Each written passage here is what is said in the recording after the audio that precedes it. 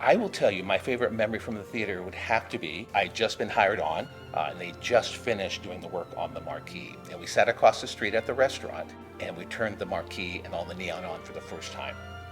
And that memory, sitting with my coworkers and the project manager, was indelible now in my mind. I love the theater. I love cinema um, because of the group experience. And what I mean by that is, especially these days, we often get really stuck on the personal experience of looking at a laptop or a phone as we watch films or other content. And there's nothing like watching a movie with a group of strangers in the dark that creates a feeling and a group experience that you can't get anyplace else. What's so wonderful about the Smith Profile Film Center is that it is truly a year-round film festival. We program and produce events with filmmaker in persons, panel discussions, sometimes live music with silent film. So the Mill Valley Film Festival is a project that started back in the 1970s and was the first program that ultimately grew into the California Film Institute. One of the things that I think that festivals can do is really to bring communities together. And a festival can really create a bridge between a movie and the intention of what a film is, and the filmmaker who made it, and the communities that they want to reach. Well, it was a single screen theater starting in 1920. It was the Orpheus. It was silent movie house, of course, back in those days. Then it burned in 1937. So the family that had originally built the theater and were running it immediately set to rebuilding it and decided to rebuild it as an Art Deco theater. So a year later, they reopened it as the roof fell. Got a little run down, a little beat up. Then you had the big chain theaters opening their multiplexes in malls and all that, and people weren't going downtown as much. There wasn't much business going on. The theaters just slowly just started kind of die. And then with the Loma Prieta earthquake, that was the death knell, shut down. Festivals can offer the opportunity for people to really get together. And I think that both the Mill Valley Film Festival and Docklands Film Festival really do that. And I think that the impact on the community here has been incredible. So I think that having these two, brother-sister programs work together by having the Rafael be one of the locations for the Mill Valley Film Festival means that it raises awareness of both of these projects. It raises awareness of film in general, and it raises awareness of all that we do at the California Film Institute. The festival had already proven how essential cinema was to this community and any community. So part of why we did what we did in renovating the theater and reopening it is to recreate a downtown scene, to bring people back to the downtown.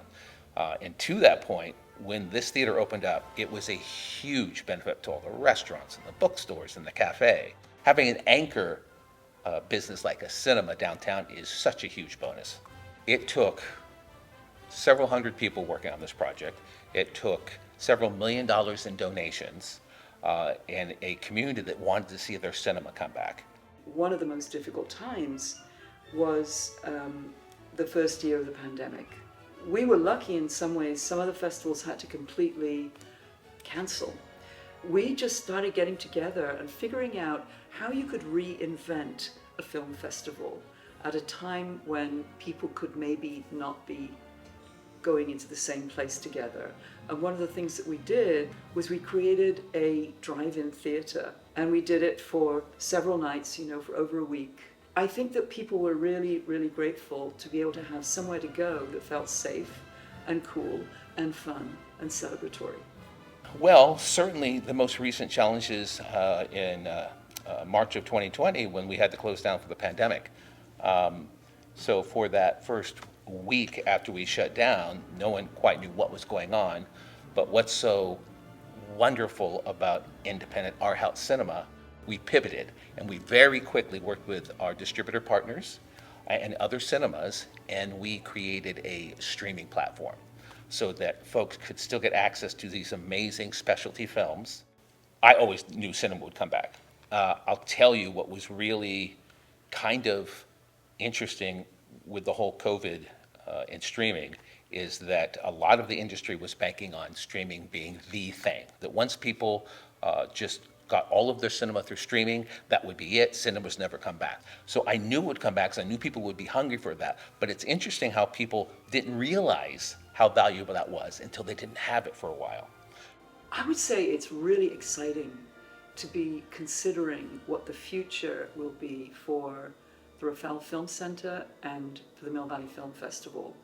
Film is at a crossroads. So there are a lot of shifts and changes that are happening both in technology, in people's habits, in how we go to see movies, or whether we don't go to see movies, we just stay at home. And I think that over the next few years, that one of the things that we as an organization really have to look at is how do we continue these celebrations in real time, in real life, in a movie theater. And I think that the basic need that we have to be in community and experience stories hasn't changed. You have a film like F1 the movie. That is on 4,000 screens across the country. There are times, many times, we have a really amazing film here with a filmmaker, and we're the only screen in the country showing it. Someone's got to show those films. My favorite theater in the Smith Rafael, it's really hard. It's like saying which is your favorite baby. I'm going to use the old cliche, they're like my children. The one that really jumped at me is Rafael 3. I like House 3, which is brand new construction. It's only 80 seats. And it's the smallest theater, it's 80 seats. It is a true THX cinema. It's built to absolute specifications. So I think technically that's the best screening room. It's so beautifully designed. The acoustics are amazing. And even if you have a small film, it just feels so cinematic and gorgeous. But each one of these theaters is really great. What do you see challenges or successes, or both, as being the future of the Smith Rafael Film Center? I think it's really continuing to listen to our community and be a part of that community, and to again to offer them the kind of programming and entertainment that you can't get anywhere else.